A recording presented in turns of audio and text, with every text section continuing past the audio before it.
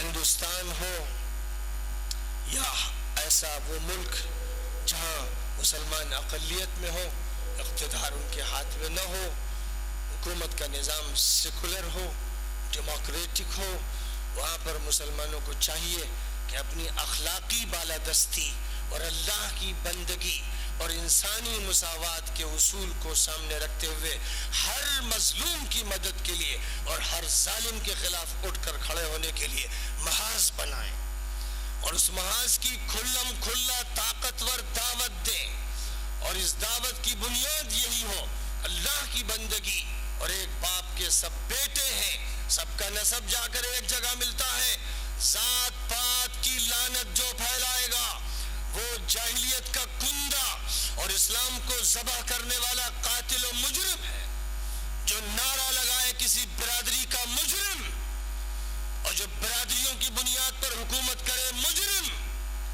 جو لوگوں کو پھاڑے، تفریق کرے اور انسان کو کاٹے، اور کسی کو اونچا، کسی کو نیچا، کسی کو برہمن، کسی کو کھتری، کسی کو ویش، کسی کو شودر نام رکھ کے ان کے درمیان اونچ نیچ کا قانون بنائے مجرم۔ اسلام نے ایسے سب لوگوں کو مجرم قرار دیا ہے۔ تو ظاہر ہے کہ آج پوری دنیا میں برادری واد یا وائٹ اور بلیک یا دولت مند اور غریب یا اور دوسری بنیادوں پر تفریق کی پالیسی چل رہی، اسی کا یہ نتیجہ ہے کہ پوری دنیا ظلم کا مرکز بن چکی۔ بڑی طاقت جس کے ہاتھ میں ہے، آج وہ امریکہ ہے، کل روس تھا، روس نے بے انتہا مظالم کیے، لاکھوں انسانوں کو ذبح کیا، بخارا میں، سمرقند میں، تاشقند میں، قزاقستان میں، تاجکستان۔ پھر اقتدار آ گیا امریکہ کے طواغیت اور شیطانوں اور ابلیسوں کے ہاتھ میں، تو انہوں نے بھی انسانیت کا قتل عام کیا، ملکوں کو ویران کیا، انسانیت کو نیست و نابود کیا۔ تو جو ان کے ساتھ ہے، جو ان کے نقش قدم پر ہے، جو اس نظام کے زمین اور اس نظام کے دم چھلے اور اس نظام سے وابستہ ہے، وہ دنیا میں ظلم کا کام کرنے والے، ظلم کی پشت پناہی کرنے والے ہیں۔ چاہیے تمام عوام کو، ہندو ہو یا مسلم، سکھ ہو یا عیسائی، بدھسٹ ہو یا کسی مذہب کے ماننے والے یا کسی تہذیب کے ماننے والے، چاہیے کہ سب اٹھیں اور دنیا کو دوبارہ ظلم سے آزاد کریں، عدل انصاف کو پھیلائیں، انسانیت کو عام کریں، اخلاق کی تعلیم دیں، حق کا اعلان کریں، اور خاص طور پر مسلمان، کنتم خیر امت اخرجت للناس تأمرون بالمعروف وتنہون عن المنکر وتؤمنون باللہ۔ معروف صرف رومال اوڑھ لینے اور داڑھی رکھ لینے اور کرتا پہن لینے اور پاجامہ پہن لینے اور مسواک کر لینا صرف اسی کا نام معروف نہیں، یہ معروف کے چند اجزاء ہیں۔ منکر صرف اسی کا نام نہیں ہے کہ جو چھوٹے موٹے مسائل شادی میں، بیاہ میں، گھر میں ہوتے ہیں۔ سب سے بڑا منکر مشرکانہ نظام ہے، سب سے بڑا معروف موحدانہ نظام ہے، سب سے بڑا منکر باغیانہ نظام ہے، سب سے بڑا معروف طائعانہ اور مطیعانہ نظام ہے۔ معروفات کی جب فہرست شروع ہوگی تو پہلے عقائد اور نظریات اور افکار سامنے آئیں گے، اور دوسری طرف مقابل کے افکار و نظریات سامنے آئیں گے۔ معروفات کی فہرست میں عبادات بھی اور معاشرت بھی اور تعلیم بھی اور تربیت بھی اور تہذیب بھی اور تمدن بھی اور معاشیات بھی اور سیاسیات بھی، سب کے معروفات ہیں، جن معروفات کو قرآن نے بتایا، حدیث نے بتایا، فقہ اسلامی نے بتایا۔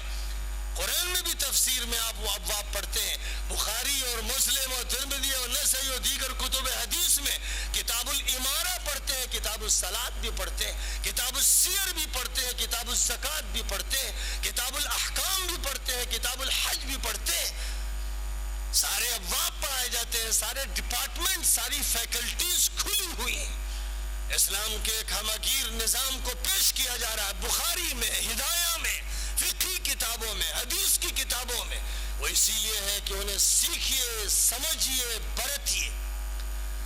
ہاں، ہر جائز کام اور ہر ضروری کام ہر جگہ نہیں ہوتا۔ مسجد میں خرید فروخت نہیں، اگرچہ خرید فروخت جائز ہے، بازار میں کیجئے، مسجد میں یہ کام نہیں ہوگا۔ مسجد میں شادی رچائیے، دولہا و دلہن وہاں رات گزارے، یہ مسجد کا کام نہیں ہے. مسجد میں نماز پڑھیے، ذکر کیجئے، تلاوت کیجئے، دین کی باتیں کیجئے. جائز چیزیں منع ہیں اس لیے کہ ایک دائرہ ہے. روزے میں جائز چیزیں منع کر دی گئیں. جو چیزیں جائز تھی، کھانا جائز، پانی جائز، شو کے تعلقات جائز، لیکن پابندی ایک نظام ہے طلوع فجر سے لے کر غروب شمس تک. اسی اعتبار سے مدرسے کے اندر سیاست نہ کی جائے. بالکل صحیح، بالکل صحیح. مدرسے کے اندر رہتے ہوئے اکھاڑ پچھاڑ نہیں. یہاں دین کو سمجھنا ہے، اور سمجھنا ہے برتنے کے لیے. فراغت کے بعد جیسا میدان اختیار کرنا ہوگا، تعلیم کا، تصنیف کا، تبلیغ کا، دعوت کا، سیاست کا، مینجمنٹ کا، معاشیات کا، کسی بھی شعبے کو سمجھ کر دین کے اس نظام کو برپا کرنا. ہر کام ہر وقت ہر جگہ نہیں کرنا. بچے کے کچھ کام ہے، جوان کے کچھ کام ہے، بوڑھے کے کچھ کام ہے، الگ الگ میدان ہے. یہاں جب کچھ باتیں آئیں کہ صاحب ایک فرنٹ اتحاد کا بن رہا ہے، تو اس طرح اخبارات نے پیش کیا کہ مولانا سلمان سے ندوے میں سوال کیا جا رہا ہے اور نوٹس دیا جا رہا ہے. یہ سب بیوقوفی کی باتیں، اور یہ اخبار والوں کی بدماشیاں اور شرارتیں. وہ چاہتے ہیں کہ فتنے پیدا کیے جائیں. ظاہر ہے کہ میں بھی جب ایسا کوئی کام کروں گا جس کام کا مدرسے کے دائرے سے تعلق نہیں، تو اسے مدرسے سے باہر رکھوں گا. اسی لیے پہلے دن میں نے صاف کہہ دیا تھا کہ ندوہ ایک تعلیمی ادارہ ہے، دیوبند ایک تعلیمی ادارہ ہے. تعلیمی اداروں میں سیاست کی اکھاڑ پچھاڑ نہیں، اس لیے کہ ایسا ہونے سے انتشار ہوگا، ذہنوں میں انتشار، دلوں میں انتشار. تو ابھی وہ اس مرحلے سے گزر رہے ہیں کہ فکر اسلامی کو، اسلامی سیاست کو، اسلامی معاشیات کو، اسلامی تعلیم و تربیت کو سمجھنے پختگی کے ساتھ پھر فراغت کے بعد میدان میں اترے. تو سارے کام کیا آپ یہاں کر رہے ہیں؟ درجے میں آپ شادی کرتے ہیں؟ جب استاد سبق پڑھا رہا ہو تو نان لا کر بیٹھ کے کھاتے ہیں؟ بھائی جائز ہے، روٹی کھانا درجے میں جائز ہے، لیکن مسئلہ جائز کا نہیں ہوتا ہے. ایک نظام ہے، ایک نظام کے تحت زندگی گزارنی ہے. ایک نظام وہ ہے جو شریعت نے بنایا ہے، ایک نظام وہ ہے جو انسان مینجمنٹ کی خاطر بناتا ہے تاکہ مینجمنٹ میں کوئی انتشار نہ ہو، اور اس میں کوئی حرج نہیں ہوتا. اسکول کا ایک نظام ہے، کالج کا ایک نظام ہے، ہمارے اداروں کا ایک نظام. تو ہمارے اس نظام میں وہی چیز ہوگی جس کے لیے ادارہ ہے، یعنی تعلیم ہوگی، مطالعہ ہوگا، مذاکرہ ہوگا. جو سسٹم بنایا ہوا ہے اسی سسٹم پر عمل ہوگا. ایسی کوئی بات نہیں ہونی چاہیے جس سے وہ سسٹم متاثر ہو اور ذمہ داروں میں، بڑوں میں، چھوٹوں میں کوئی اختلاف یا انتشار ہو. یہ کسی طرح درست نہیں ہے، اور یہ صرف دشمنوں کی چالیں ہوتی ہیں کہ کوئی بات ایسی پیدا کی جائے جس سے انتشار پیدا ہو، کام متاثر ہو. جو لوگ کام سے پریشان ہیں، کچھ تو وہ لوگ ہیں جن کو خطرہ ہے کہ کہیں ایسا نہ ہو کہ توازن بدل جائے، کہیں ایسا نہ ہو کہ بیلنس کسی اور کی طرف ہو، کہیں ایسا نہ ہو کہ یہ نئی کوشش کسی نئے اقتدار کی تمہید نہ کر دے. وہ اس بے چینی میں اپنی ایجنسیاں ہمارے درمیان کھولتے ہیں. کسی مولوی کو خرید لیا، کسی امام کو خرید لیا، کوئی بیان دلوا دیا، کوئی فوٹو پیش کر دیا گیا. ایک تو وہ طبقہ ہوتا ہے. ایک وہ ہوتا ہے جو بیمار ہوتا ہے دل کا، یعنی اسے اسلامی نظریات اور اسلامی سیاست کا علم ہی نہیں ہے، بیچارے کے اوپر سے یہ چیزیں گزر کے چلی گئیں، وہ سمجھ ہی نہیں سکا. تو وہ نادانی میں باتیں کرتا ہے کہ مولانا لوگوں کا سیاست سے کیا تعلق، دین کا سیاست سے کیا تعلق. ایسے لوگ تو کلہڑ قسم کے ہوتے ہیں. ان سے بڑا کلہڑ دنیا میں نہ پیدا ہوا نہ پیدا ہوگا. نہایت بے وقوف اور احمق قسم کے لوگ. مولانا نہیں تھے حضور، ابو بکر مولانا نہیں تھے، مسٹر تھے، کالج سے پڑھ کے نکلے تھے. سیاست پیغمبروں نے کی، خلفائے راشدین نے کی، علماء برحق نے کی، اور وقت کی سیاست کے دھارے کو موڑنے کی کوشش حسین نے کی، زید نے کی، یحییٰ نے کی، ذوالنفس الزکیہ نے کی، ان کی مدد ابو حنیفہ نے کی، مالک نے کی، شافعی نے کی. احمد وقت کی حکومت کے خلاف اٹھ کے کھڑے ہوئے اور سزائیں برداشت کی. ہمارا یہ سرمایہ ہے. تو کون ہے بے وقوف منافق ہماری صفوں میں گھسپیٹیا جو یہ کہتا ہے کہ مولانا کیسے سیاست. تو ایک تو وہ طبقہ ہے، ایک طبقہ ہمارے بیچ میں رہتا ہے حاسدوں کا، ان کے دلوں میں جلن ہوتی ہے، کوئی دشمنی ہوتی ہے، کوئی پرخاش ہوتی ہے، جن کے دل تنگ ہوتے ہیں، جو کسی بات کو ہضم نہیں کر پاتے ہیں، اس لیے جگالی کرتے ہیں، چائے کی مجلسوں میں جگالی کرتے ہیں، کھانا کھاتے ہیں تو جگالی کرتے ہیں. اللہ انہیں معاف فرمائے، اللہ انہیں معاف فرمائے، چونکہ بہرحال وہ مجبور ہیں اپنی نفسیاتی کیفیت سے. اس لیے ان کے حق میں ہم لوگ یہ دعا کرتے ہیں کہ اللہ ان کو معاف فرمائے. اور جہاں تک ہمارے بزرگوں اور بڑوں کا تعلق ہے، سب کے دل صاف ہیں، ذہن صاف ہے، سب اس فریضے کو سمجھتے ہیں. اسی ندوۃ العلماء کے پلیٹ فارم سے اور اس کے باہر سن 71 میں حضرت مولانا سید ابو الحسن علی ندوی نے مسلم مجلس کی زبردست تائید کی، جس کی بنا ڈاکٹر فریدی نے مولانا ہی کے مشورے سے ڈالی تھی، اور جو ایک مسلم پارٹی کی حیثیت سے قائم کی گئی تھی.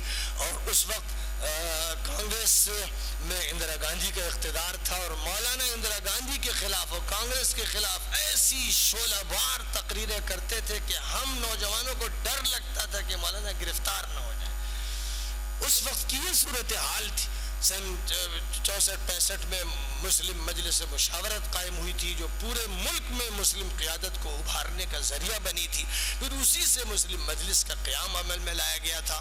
تو اسی کا ایک اعادہ، اسی کی ایک کوشش ہے. اور ظاہر ہے کہ جتنے بھی بزرگان دین ہیں، ملت کے بڑے ہیں، وہ سب اس کی اہمیت کو سمجھتے ہیں. اور جب وہ کچھ کہتے ہیں کہ بھئی ادارے میں نہ ہو، تو اس کا مطلب یہ ہوتا ہے کہ جیسے مسجد میں خرید فروخت نہیں، ویسے ادارے میں وہ کام نہیں ہونا چاہیے کہ جس سے ادارے کا نظام درہم برہم ہو. اس سے باہر وہ سب ہونا چاہیے. اس میں کوئی حرج نہیں ہے. جو بھی دینی ضرورت ہے، ملک کی ضرورت ہے، ملت کی ضرورت ہے، اس کی فکر کرنی چاہیے. بات یہ ہوتی ہے جس کو بگاڑنے کی کچھ لوگ کوشش کرتے ہیں، اس لیے کبھی ان باتوں سے متاثر نہیں ہونا چاہیے. میرے نقطۂ نظر سے تو یہاں اخبار بھی نہیں آنا چاہیے. میرے نقطۂ نظر سے، اور میرا نقطۂ نظر شرعاً مدلل ہے. جس زمانے میں اخبار کی بات کہی گئی تھی کہ بھئی مدارس کے لوگ جانتے ہی نہیں حالات کو، اس زمانے میں اخبارات میں نہ گندے فوٹو ہوتے تھے، نہ فلم کی سٹوریاں ہوتی تھی، اور نہ جنسی باتیں ہوتی تھی، صاف ستھری خبریں ہوتی تھی. آج کے اخبارات مریضوں کے نمائندے، غلط میڈیا کے ترجمان اور یہودی ایجنسیوں کی بات کرنے والے. آج کے اخبارات کئی پہلو سے درست نہیں. ایک پہلو یہ کہ اس میں فکری انتشار ہے، کوئی کچھ بول رہا، کوئی کچھ بول رہا، جتنے منہ اتنی باتیں. اس مولوی نے یہ بیان دیا، اس امام نے یہ بیان دیا، رابطہ مساجد والوں نے یہ کہہ دیا، اور رابطہ مدارس والوں نے یہ کہہ دیا. ایک کبڈی مچی رہتی، ایک اکھاڑ پچھاڑ. تو اس سے ذہنوں میں انتشار پیدا ہوگا. طلبہ کو اس انتشار سے بچانا چاہیے. پھر اس کے بعد پہلے ہی صفحے پر ننگی عورتوں کی تصویریں اور عشق و عاشقی کی باتیں اور سیکسول جذبات بھڑکانے والی چیزیں، اشتہارات، اعلانات، ظاہر ہے کہ تربیت کے خلاف، تعلیم کے خلاف، صالح ذہن سازی کے خلاف سارا مواد بھرا ہوتا ہے.